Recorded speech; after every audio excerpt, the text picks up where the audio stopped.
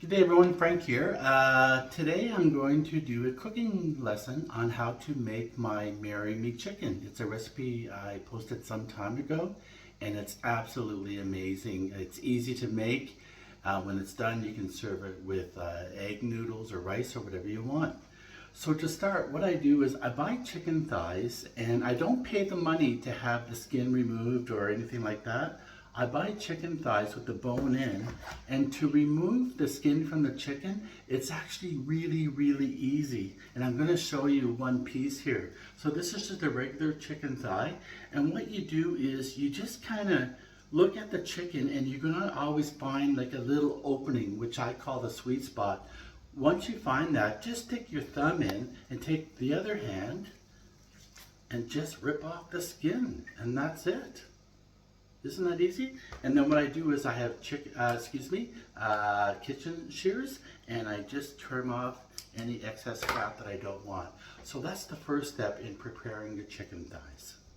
The next step is to prepare the flour mixture in which you're going to pre-fry the chicken in a pan.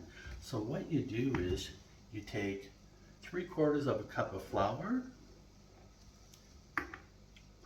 1 teaspoon of dried parsley,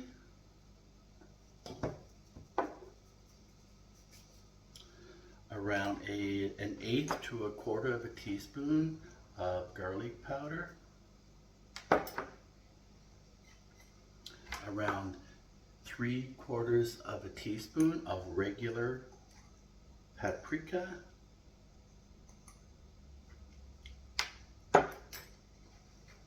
and then 1/8 of a teaspoon or 1/4, whatever you want, of smoked paprika,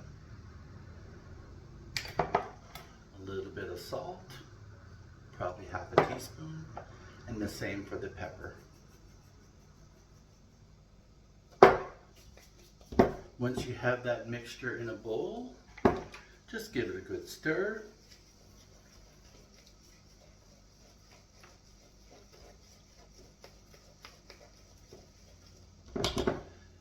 And from here, we'll go over to the stove and fry up the chicken thighs.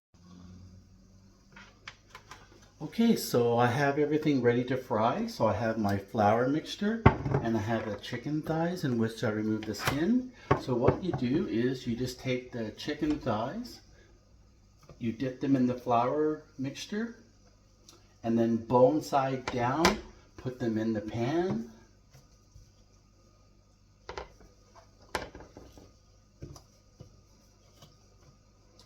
This pan should be big enough to hold approximately 9 thighs.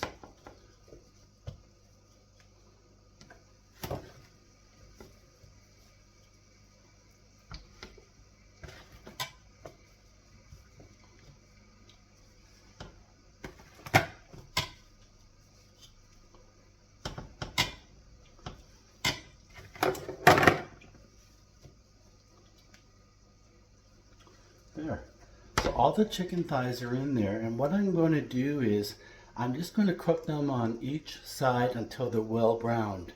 They will not be cooked all the way through, which is okay, because after this they go into the oven. So again, all you do is cook them until they're browned on each side. Okay, I'm going to start flipping these over because again, I just want them lightly browned on each side.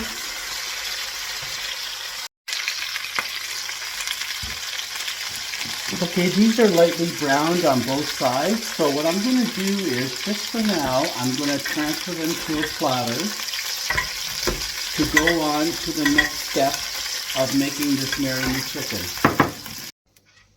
Okay, now that the chicken is out and I have this hot pan with a bit of grease in it, I'm going to add the mushrooms, the onion, the sun-dried tomato, the garlic, and just a little bit of salt and pepper, and of course the salt will sweat the moisture out a bit. So what I'm going to do is I'm just going to cook this, and I'm going to cook it long enough that the onions are translucent and the mushrooms have certainly shrunk and changed color. Okay, now that the mushroom, sun-dried tomato, onion, and garlic mixture is cooked, I'm going to take the chicken and return it back to the pan. And this is an oven-safe pan, which is really important. If you don't have one, just transfer it all to an oven-safe dish. Not a big deal.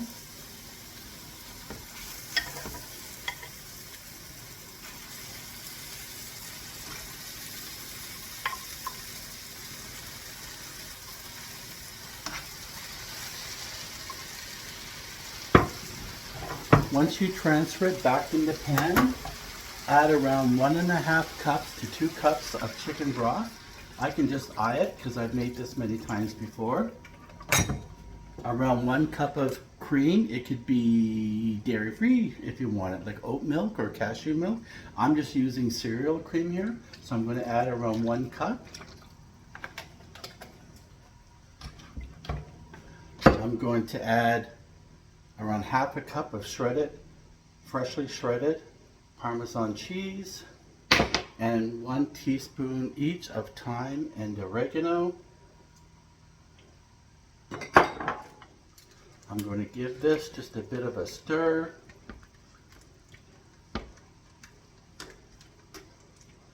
That's good enough.